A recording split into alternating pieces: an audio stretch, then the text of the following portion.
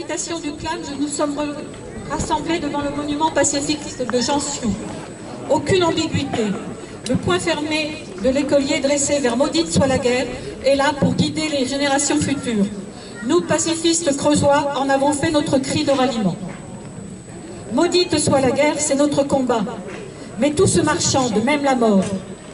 En 1908, déjà, Camille Barrère, ambassadeur de France à Rome, disait « Les canons sont une marchandise comme une autre. Pour en assurer le placement, nul besoin d'un diplomate, un ingénieur suffit. » Depuis des millénaires, l'homme s'évertue à créer des armes. D'abord pour lui permettre de se nourrir, mais très vite, celles-ci vont lui servir à tuer son prochain. Pour mieux tuer, il faut du matériel. Oublions les écoles et les hôpitaux, fabriquons des armes.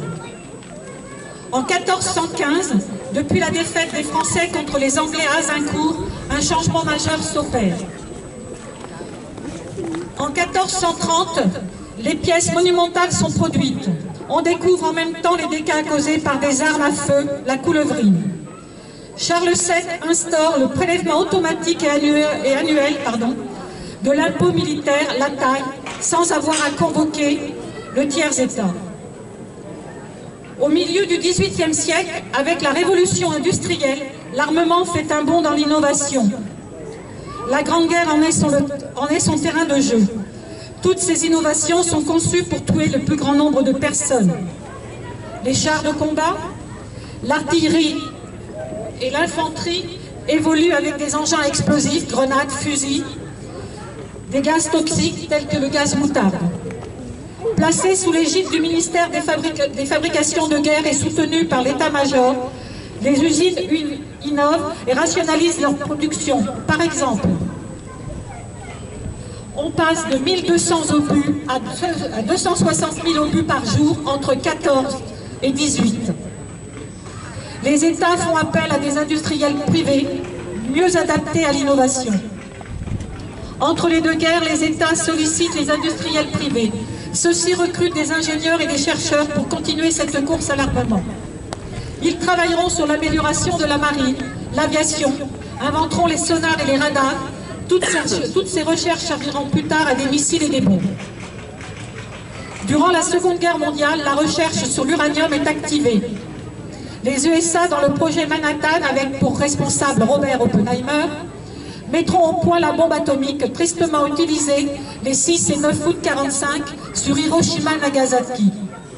Après 1945, les grandes puissances concentreront leurs forces sur la dissuasion nucléaire. Ces dernières années, les conflits se multiplient dans le monde. L'Ukraine, le Moyen-Orient, l'Afrique. Les armées se modernisent avec l'intelligence artificielle. Dans les conflits russo-ukrainiens, les drones, les missiles sont dirigés par l'IA. En France, c'est le projet Pendragon. L'objectif est de constituer une unité de robots fonctionnant avec l'intelligence artificielle. Pour tuer précisément ses ennemis par téléphone piégé, par mini-robots, Israël l'a utilisé ou l'utilise encore à Gaza et au Liban.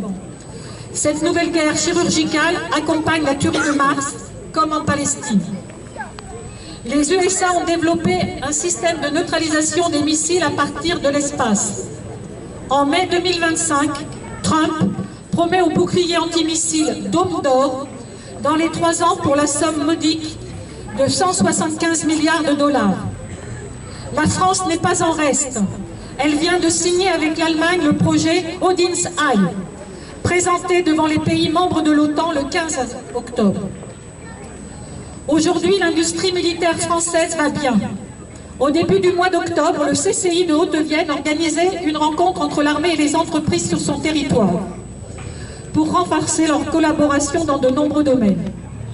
Le général Stéphane Grön a déclaré « Notre objectif est de diffuser l'esprit de défense et de toucher le monde de l'entreprise. Nous souhaitons également donner envie aux salariés de rejoindre la réserve. » Depuis 1967, la France organise le Salon de l'armement à Satory, en alternance avec la Grande-Bretagne. Ce salon est devenu le premier salon militaire au monde. Pour alimenter cette stratégie militaire, les États engagent des parts de budget toujours plus importantes. Le 13 octobre dernier, le Premier ministre français a annoncé l'augmentation du budget des armées à 57,2 milliards contre 50,5 milliards en 2025, soit une hausse de plus de 13%. Tous marchand, même la mort. Notre choix de cette courte séance de plus de 600 ans d'histoire de la guerre nous conduit à déclarer devant l'écolier le poing levé: aucun progrès ne sort de la guerre. Pour la guerre, les pouvoirs politiques successifs, poussés par des pouvoirs économiques, ont gâché des richesses, une richesse nationale. Quelles seraient nos vies si tous les moyens financiers et humains engagés pour mieux tuer avaient été consacrés au bien-être social? Les applications des technologies militaires, des applications civiles, des stratégies médicales ne peuvent revendiquer le terme de progrès. La guerre est avant tout une profonde régression humaine qui s'oppose à toute notion de progrès. Maudite soit la guerre!